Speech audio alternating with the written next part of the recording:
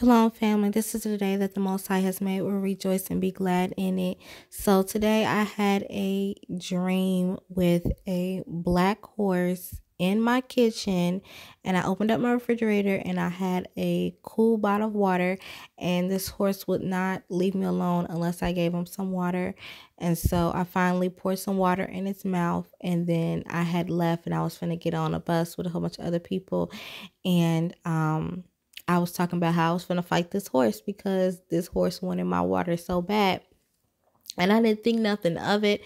I just thought it just meant like some looming darkness within my house. And I was getting ready to meditate on the word. And I was listening to Book of Revelations. And I heard the black horse or the dark horse, the third horseman, after the third seal being opened by Yeshua HaMashiach, or Jesus Christ of Nazareth as the world knows him as. And it says, here comes the black horse. I'm paraphrasing. You can read in Book of Revelations. And it said how his rider had scales, or his rider had the scales of justice. And he came, and they said, after basically saying how there was a scarcity in barley and wheat, and don't waste the oil and the wine. And this is exactly what I was talking about in the video about in times of famine, you will be satisfied. And I just knew that I had to get that word out. But then to have this dream the day after I posted it, and just confirming of what is to come, the scales of justice being the economic situation or status is the reason for this famine, and or the famine that is going to be taking place, and not only for the famine for the word of God, but also for water. And that's why I said in my video, stock up on water and on canned goods, and be mindful of other people, because the economics is going to make it seem as to where those who have the money to buy all the food going to buy up all the food, and the people that don't have it at the bottom not going to have anything. So being mindful of your neighbor and exchanging, and just praying Psalms 37 and Psalms 91 for your food, and so that you can have plenty in this time. I'm going to post videos of just describing what the four horses of the apocalypse is, or what the black or dark horse is going to bring, and just further definition of it for those who don't know. The apocalypse is nothing to be scared of. We don't fear no man. We don't fear any evil. The apocalypse actually means the unveiling of evil. So it's going to be revealing a lot of the hidden things that the kingdom of darkness and Satan and these evil spirits have been doing all along on this earth. And now it's just coming to the forefront. It's being seen. And like those, the 144,000, the chosen ones, and the people of God, those who have the seal of God on their forehead, may it be, if it's the true name of God, Yahuwah or Yahweh, or the tetragram YHWH, or just already sealed with the word of God in their hearts, circumcised.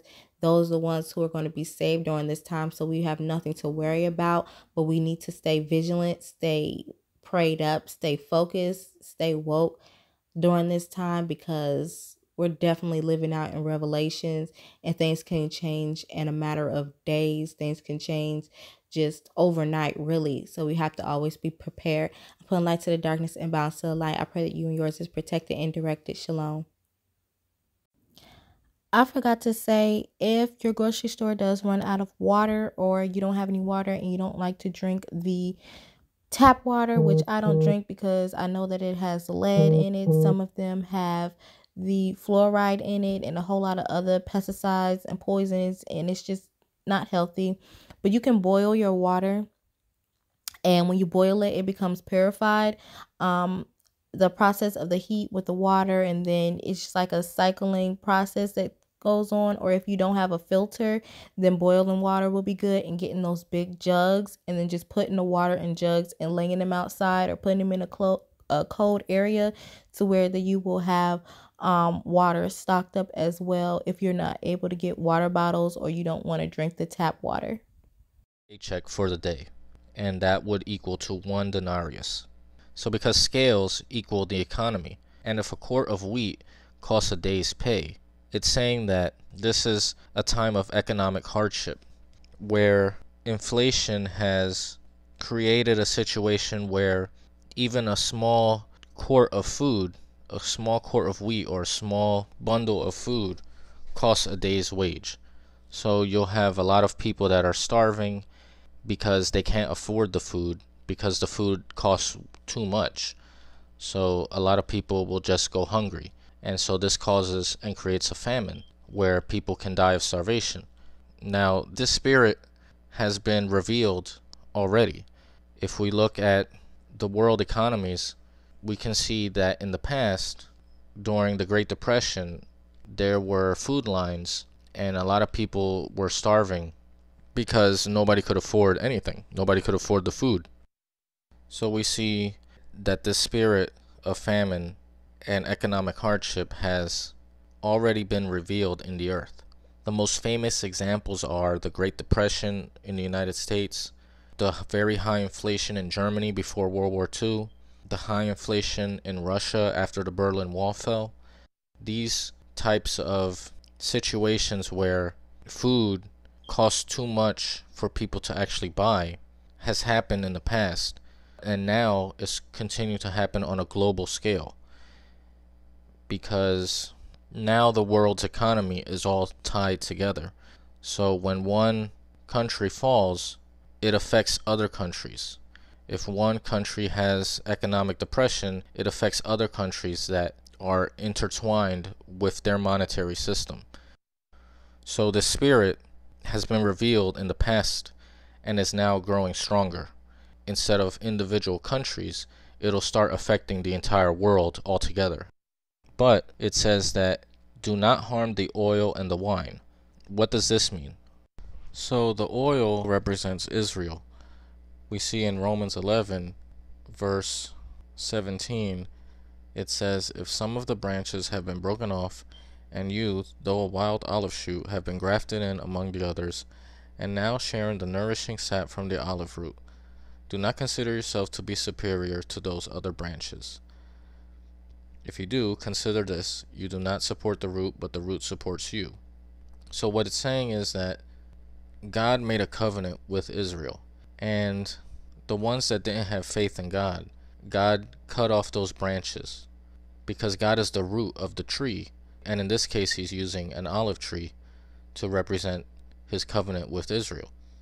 Now, when it says the wine also represents Jesus. If you remember in the Last Supper, Jesus took a cup of grape juice, but in those times they called it wine, and he said, drink this is my blood. And set free to gallop across the earth some 2,000 years ago, the four horsemen continue to pose dangerous threats to a largely unsuspecting world.